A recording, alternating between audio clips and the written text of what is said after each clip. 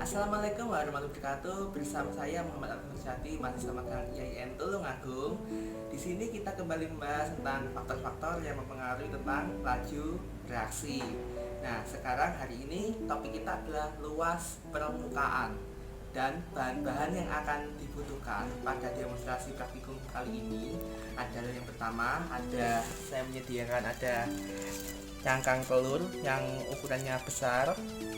Lalu ada cangkang telur berupa serbuk.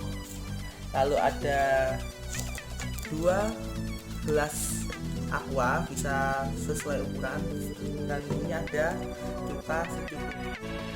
Nah, langkah pertama pada demonstrasi praktikum pengaruh luas permukaan adalah di sini saya mempunyai kita dapur ya. Di sini kita dapurnya ada berapa mili? Ada 150 mili. Jadi kita langsung bagi saja masing-masing 75 mili. Nah, kita masukkan separuh-separuh.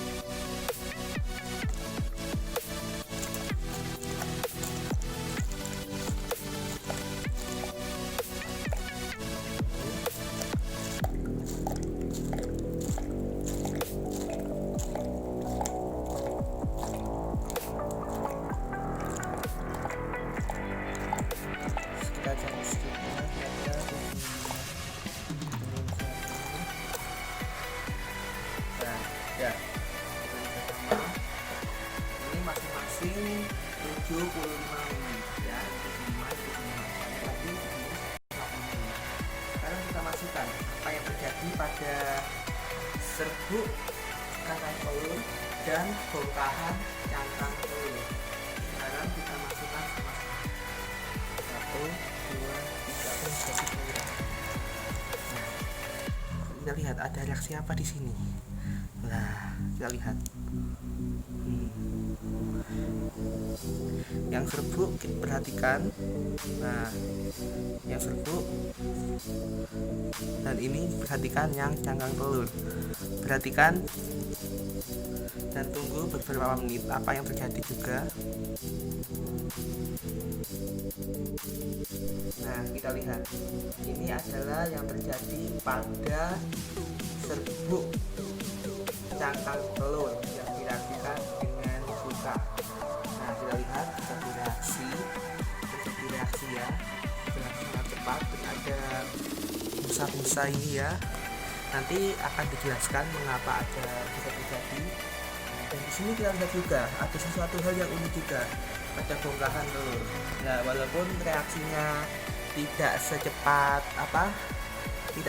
yang serbuk, kita lihat ada suatu reaksi yang membuat kita penasaran. Di antaranya coklat pada cangkang telur luntur. Nah, di sini cangkang telur bereaksi dengan cuka. Lalu di sini kita lihat tadi, coklat pada cangkang telur juga memudar. Itu mengapa?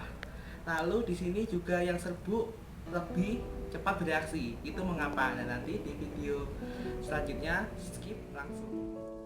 Nah, setelah kita tunggu beberapa menit, kita lihat. Ayo. Kita lihat. Dan di sini yang serbuk tadi lebih cepat bereaksi. Nah, kita lihat. Nah, sudah seperti busa. Nah, sudah kayak busa bereaksi. Di sini sudah luntur ya, yang coklat telurnya.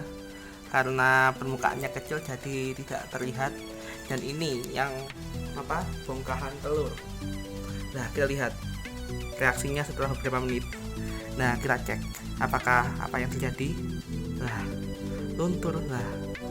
Ini loh, luntur lah.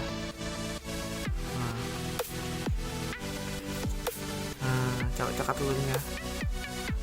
Telur pada ini loh. Luntur, coklatnya luntur.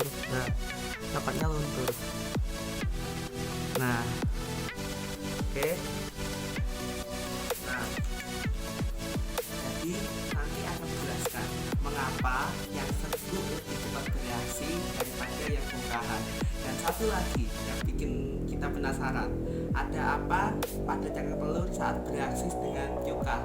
Mengapa sih pada cangkang telur kok coklatnya memudar. Nah, untuk menjelaskannya simak.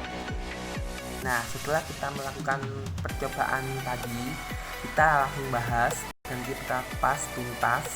Nah, di sini ada dua gambar. Gambar yang pertama kita ibaratkan serbuk cangkang telur, interaksi reaksinya tadi. Yang gambar kedua adalah bongkahan cangkang telur, itu interaksi molekulnya. Nah, kalian perhatikan, tadi kan sudah lihat toh kalau yang serbuk cangkang telur itu bereaksi lebih cepat daripada yang bongkahan. Nah, itu mengapa? Nah, jawabannya itu sebenarnya sudah ada di gambar, tapi akan lebih paham akan saya jelaskan. Nah, jadi teman-teman, luas permukaan yang dimaksud sini adalah luas permukaan bidang sentuh, bukan luas permukaan ukuran bendanya ya. Jadi, suatu bidang dengan permukaan yang halus memiliki luas permukaan bidang sentuh yang lebih besar. Nah, kalian ingat-ingat ini ya, biasanya salah konsepsi. Nah, ini jadi kesimpulannya pada luas permukaan, semakin besar permukaan bidang sentuh atau luas permukaan, maka tumbukan antar partikel akan semakin sering terjadi, sehingga reaksi berjalan lebih cepat. Ukuran partikel yang semakin kecil akan memperbesar luas permukaan bidang sentuh zat yang bereaksi. Jadi ukuran partikel atau permukaan yang halus itu ya yang dimaksud. Nah, jadi ini adalah inti dari luas permukaan terhadap laju reaksi. Kalau yang bongkahan berarti lambat ya, yang serbuk bereaksi lebih cepat. Nah, ini yang bikin kita gagal fokus. Mengapa coklat cangkang telur luntur saat bereaksi tadi? Nah, ada yang tahu? Nah, jadi seperti ini. Nah, reaksi antara cangkang telur dan cuka itu adalah sebagai berikut. Ada CaCO3 bereaksi dengan CH3COOH itu menjadi CaCH3COO 2 kali dan CO2 plus H2O. Nah, kira-kira ada yang bisa menyimpulkan maksudnya seperti apa? Nah, jadi cangkang telur ini mengandung kalsium karbonat ya, CaCO3. Jadi cangkang telur itu mengandung CaCO3.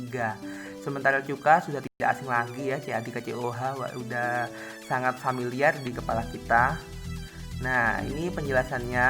Nah, saat cangkang telur direndam dalam air cuka, kulit telur yang mengandung kalsium karbonat bereaksi dengan asam membentuk kalsium asetat dan gas karbon dioksida. Nah, kalsium asetat dan gas karbon dioksida. Asam cuka yang bereaksi dengan kalsium karbonat itu menyebabkan kulit telur menjadi lunak dan hilang karena pengkeroposan. Ya, Ca-nya bereaksi dengan asam sehingga menimbulkan kulit telur yang luntur, yang mengandung kalsiumnya luntur. Nah, sementara tadi kita lihat ada gelembung-gelembung juga kan pada reaksinya. Nah, untuk gelembung-gelembung itu tak lain adalah dari CO2. CO2 yang keluar dari larutan dalam bentuk gelembung tadi ya. Oke, itu adalah penjelasan tentang luas permukaan, dan ini ada mengapa coklat cangkang telur luntur. Ini sudah lengkap ya penjelasannya. Terima kasih.